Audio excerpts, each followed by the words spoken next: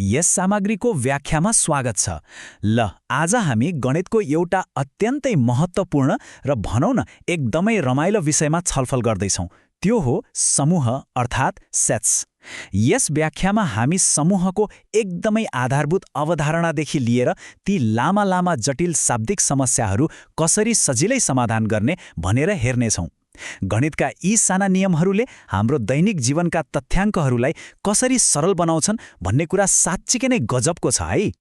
ल ढिला नगरी सुरु गरिहालौँ है त। आज हामी मुख्य गरी यी 5वटा कुराहरू हेर्नेछौँ। पहिलो, समूह र गणनात्मकता। दोस्रो, समूहका मुख्य क्रियाहरू।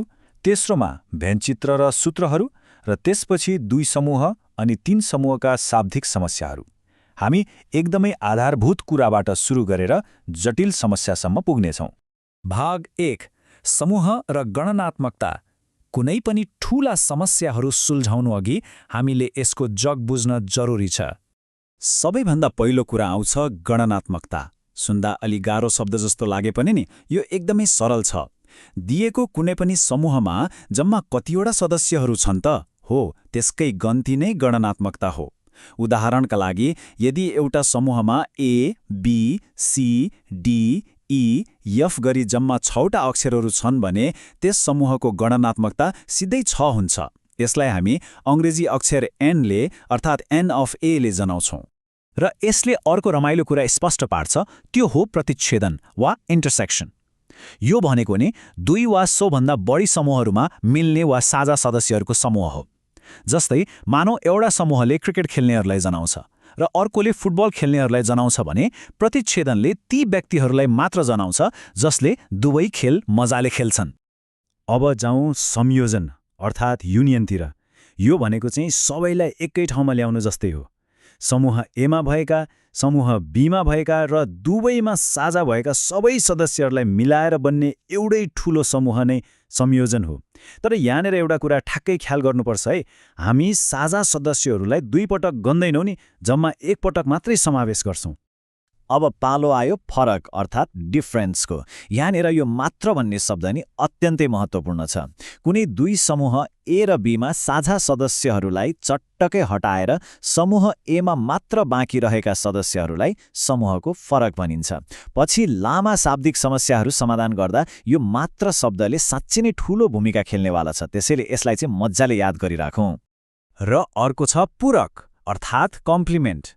यो भनेको बाँकी सबै हो।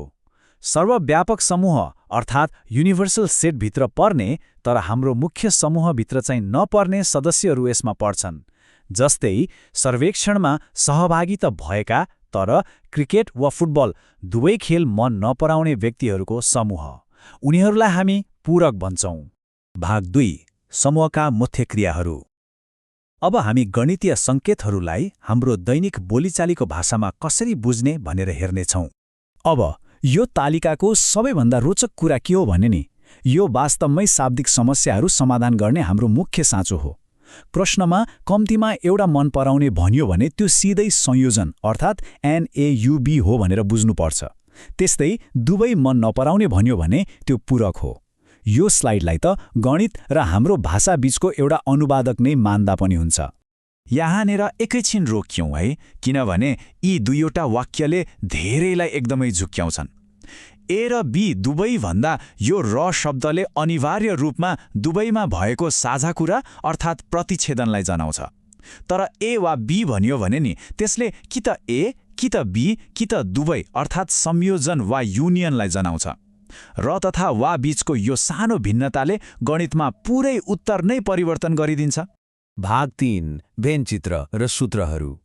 अब हामीले सिकेको यो भाषालाई दृश्य र सूत्रमा परिणत गर्ने बेला आयो। यहाँनिर पहिलो सूत्र हेरौँ है।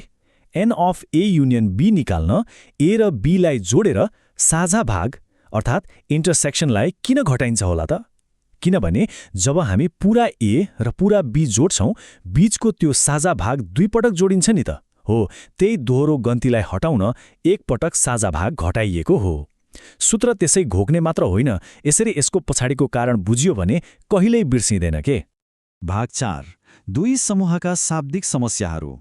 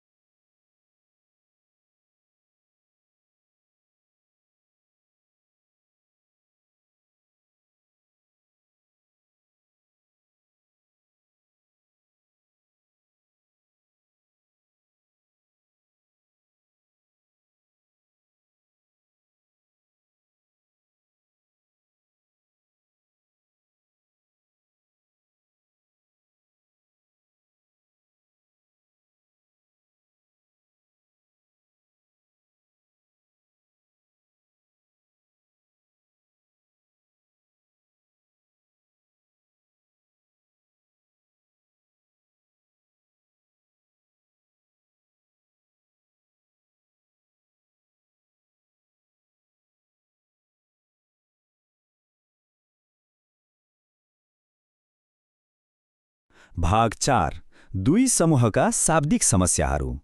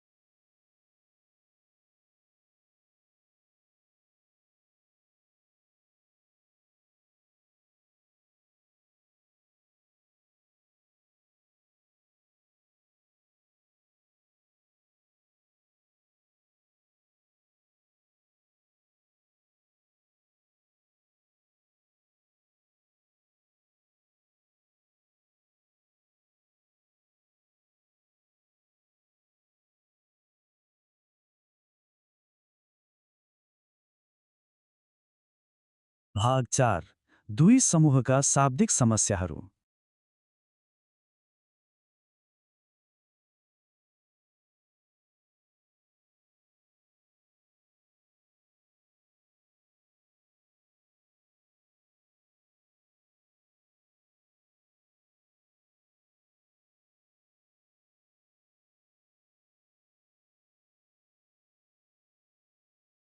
अब हामीले सिकेका यी उपकरणहरूलाई वास्तविक संसारका परिदृश्यहरूमा प्रयोग गर्न तयार छौं।